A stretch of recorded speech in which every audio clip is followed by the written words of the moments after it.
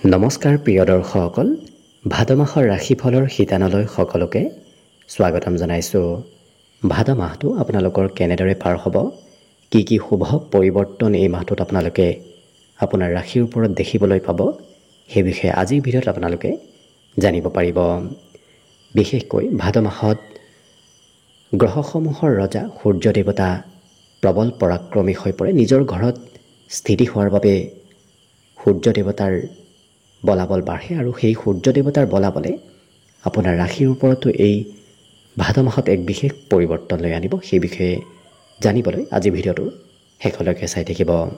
অৱশ্যে আজি আমি বৃষ ৰাশিৰ ব্যক্তিসকলৰ বিষয়ে জনাম। বৃষ ৰাশিৰ ব্যক্তিসকলৰ এই ভাদ মাহত ৰবিৰ ৰাশি পৰিৱৰ্তনে কেনেধৰণৰ শুভফল দিব সেই বিষয়ে জানিব পাৰিব। গতিকে যদি বৃষ ৰাশি তেতিয়াহ'লে ভিডিঅ'টো শেষলৈকে চাই থাকিব আৰু বৃষ ৰাশিৰ ব্যক্তিসকলৰ সৈতে ভিডিঅ'টো শ্বেয়াৰ কৰিবলৈ একেবাৰে নাপাহৰিব। গতিকে আহক আজি ভিডিঅ'টো আৰম্ভ কৰোঁ। বৃষ ৰাশিৰ ব্যক্তিসকলৰ এইবাৰ ভাদ মাহত যিহেতু আপোনাৰ ৰাশিৰ চতুৰ্থ স্থানৰ অধিপতি গ্ৰহ সূৰ্য দেৱতা চতুৰ্থ স্থানত স্থিতি হ'ব, যাৰ বাবে আপোনাৰ এই সম্পূৰ্ণ ভাদ মাহটোত বিভিন্ন প্ৰকাৰৰ উন্নতি প্ৰগতি আপুনি দেখিবলৈ পাব। বিশেষকৈ গৃহত উন্নতিৰ এক বিশেষ যোগ পৰিলক্ষিত হৈছে। আপোনাৰ ভাগ্যৰে আজি এই সম্পূৰ্ণ ভাদ মাহটোত ঘৰত উন্নতি প্ৰগতিৰ পথ আপুনি দেখিবলৈ পাব। বিশেষকৈ মাতৃৰ উন্নতি আৰু মাতৃৰ বিভিন্ন প্ৰকাৰৰ লাভালাভ আপোনাৰ ভাগ্যৰে বৃদ্ধি পাব আৰু ঘৰত সা সম্পত্তি বৃদ্ধিৰো এক বিশেষ যোগ পৰিলক্ষিত হৈছে আৰু বন্ধু বান্ধৱৰ সৈতেও যোগাযোগ বাঢ়িব। নতুন নতুন বন্ধুৰ সৈতে এই মাহটোত আপোনাৰ যোগাযোগ হ'ব। কিন্তু অকণমান হয়তো বন্ধুৰ ক্ষেত্ৰত আপুনি গুৰুত্ব ৰাখিব লাগিব, কাৰণ এনে কোনো বন্ধু আপোনাৰ ওচৰলৈ আহিব যি বন্ধুৱে আপোনাৰ অকণমান ক্ষতি কৰিব বিচাৰিব পাৰে। অৱশ্যে বৰ বিশেষ কোনো ধৰণৰ ক্ষতি কৰিব নোৱাৰে, কাৰণ গ্ৰহস্থিতিৰ বাবে আপোনাৰ সেই শত্ৰুৰূপী বন্ধু আপুনি সোনকালে চিনি পাব পাৰিব।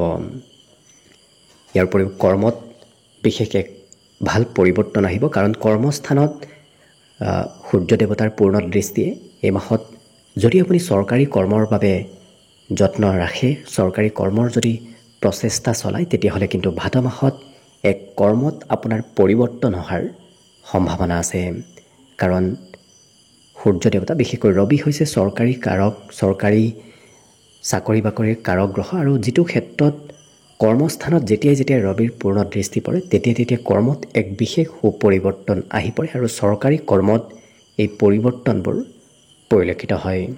গতিকে আপোনাৰ বাবেও এই মাহটোত এক বিশেষ পৰিৱৰ্তন দেখা পোৱা গৈছে। কৰ্মই আপোনাৰ কিছু চিনাকি বঢ়াব, কৰ্মই মান সন্মান বৃদ্ধি কৰাও এই মাহটোত পৰিলক্ষিত হ'ব। গতিকে কৰ্মৰ জৰিয়তে আপুনি সমাজত প্ৰতিষ্ঠা লাভ কৰিব। যিকোনো কৰ্মই নকৰক কিয় সেই সকলো কৰ্মত আপুনি নিজকে কিছু আত্মবিশ্বাসী যেন অনুভৱ কৰিব পাৰিব। বিশেষকৈ আপোনাৰ আত্মবিশ্বাস মনোবল কৰ্মক্ষেত্ৰত বাঢ়িব আৰু বন্ধু বান্ধৱৰ পৰা যদি উপদেশ মানি কৰ্ম কৰে, বন্ধুৰ ছাপৰ্টত যদি কৰ্ম কৰে, তেতিয়া দেখিব আপোনাৰ কৰ্মত সোনকালে আপুনি লাভালাভ ল'ব পাৰিব। গতিকে কৰ্মত বিশেষ উন্নতি পাবৰ বাবে বন্ধু বান্ধৱৰ ছাপৰ্ট লোৱাৰ চেষ্টা কৰক, ঘৰৰ পৰিয়ালৰ সদস্যসকলৰ ছাপৰ্ট লোৱাৰ চেষ্টা কৰক। দেখিব এক বিশেষ ভাল পৰিৱৰ্তন আপোনাৰ জীৱনলৈ আহি পৰিব। শিক্ষা দীক্ষাৰ ফালৰ পৰাও শুভ, কাৰণ বিদ্যাৰ্থীসকলৰো পঢ়া শুনাত আত্মবিশ্বাস বাঢ়িব, পঢ়া শুনা কৰিবলৈ এক নতুনকৈ প্ৰেৰণা এওঁলোকে লাভ কৰিব। গতিকে লক্ষ্য কৰিলে এই সম্পূৰ্ণ ভাদ মাহটো বৃষ ৰাশিৰ ব্যক্তিসকলৰ ওপৰত সূৰ্য দেৱতাৰ এক বিশেষ কৃপাৰ বাবেই এক ভাল পৰিৱৰ্তন আহি পৰিব।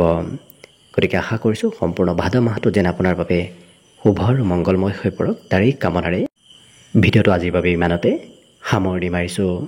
ধন্যবাদ।